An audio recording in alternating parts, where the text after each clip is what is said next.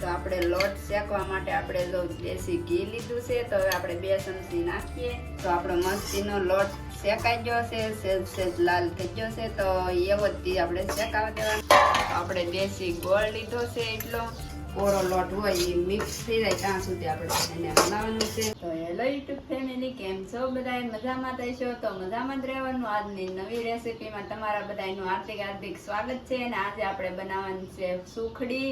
તો તમે બધા વિડીયોમાં બના રહેજો. તો હવે આપણે છે ને ઘઉંનો લોટ સાળી નાખીએ. તો મસ્ત મજાનો જો આપણે લોટ સાળી નાખ્યો છે ને એટલો આપણે લોટ લીધો છે. તો હવે આપણે આને શેકવાનો છે. તો હવે આપણે ગેસને ચાલુ કરી દઈએ. તો ગેસ આપણો ચાલુ થઈ ગયો. તો હવે આપણે મૂકી દઈએ બકડિયું. તો આપણે લોટ શેકવા માટે આપણે જો દેશી ઘી લીધું છે, તો હવે આપણે 2 ચમચી નાખીએ. પછી આપણે લોટ શેકવાનો છે આમાં.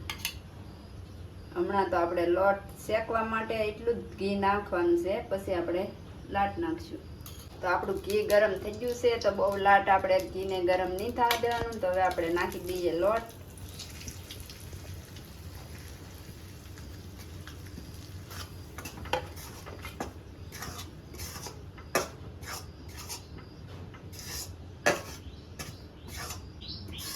લોટને આપણે થોડીક વાર શેકાવા દેવાનું છે, ધીમા તાપે, ધીમા ગેસે.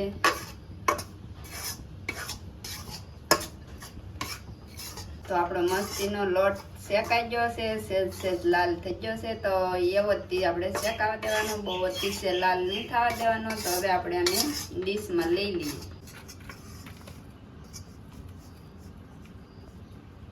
તો હવે આપણે છે ને પેલા ઘી નાખી દઈએ. હવે આપણે ફૂકડીની ગોળની સાણી કરવાની છે. તો મિત્રો, તમે તમારી ઘરે ઘી ન હોય ને તો પણ તેલમાંથી બનાવી શકો. એવું નથી કે આપણે ઘીમાં જ બનાવવું હોય એમ.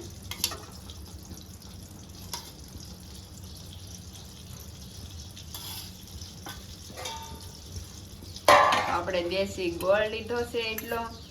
તો આપણે જોતા પૂરતી નાખવાનો છે ગોળ. તો જો આપણું ઘી ગરમ થઈ ગયું છે. તો હવે આપણે નાખી દઈએ ગોળ.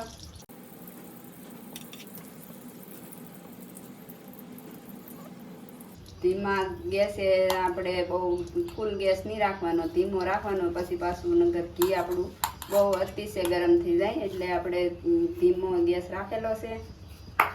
તો હવે આપણે ગોળ નાખી દીધો છે ને હવે આપણે એને ઘીમાં મિક્સ કરી નાખીએ. તો આની ઘી અતિશય બહુ સાણી નહીં આપવા દેવાની, નકર આપણી ફૂકડી બહુ કડક થાય. એટલે આપણે તમે ખાલી વિડીયોમાં બના રહેજો ને કેટલી આપણે ગોળને ઓગાળવાનું હોય, કેટલી વાર રહેવા દેવાનું હોય. તો હવે આપણે ગોળની સાણી થઈ ગઈ છે. તો મિત્રો, આપણે ગોળ જ લાલ દેશી હતો કે એટલા માટે તમને એમ લાગતું હશે કે બહુ લાલ સાણી થઈ ગઈ. તો બહુ લાલ સાણી નથી થઈ, આપણો ગોળ એવો લાલ હતો એટલે તમને એવું લાગે. તો જો આપણે લોટ નાખી દીધો. તો હવે આપણે એને હલાવવાનું ચાલુ રાખવાનું છે. આપણે થોડીક વાર સળવા દેવાની છે ને આમ હલાવતું રહેવાનું છે. આ જે આપણે કોરો લોટ હોય એ મિક્સ થઈ જાય ત્યાં સુધી આપણે એને હલાવવાનું છે. તો આપણી મસ્તીની ભૂખડી બની ગઈ છે.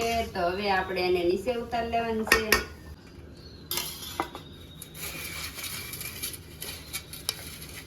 એટલે આપણે મસ્તીની ભૂખડી ઉછળી જાય એટલા માટે આપણે ઘી નાખ્યું છે એમાં.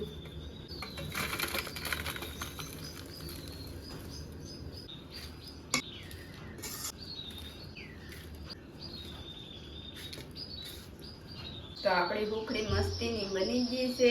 તો કેવો લાગ્યો મારો વિડીયો? સારો લાગ્યો હોય તો લાઈક કરી દેજો, શેર કરી દેજો અને સબસ્ક્રાઈબ કરવાનું ભૂલતા નહીં. મળશું આપણે એક નવી રેસીપીમાં. ત્યાં સુધી બધાને જય માતાજી, જય દ્વારકાધીશ.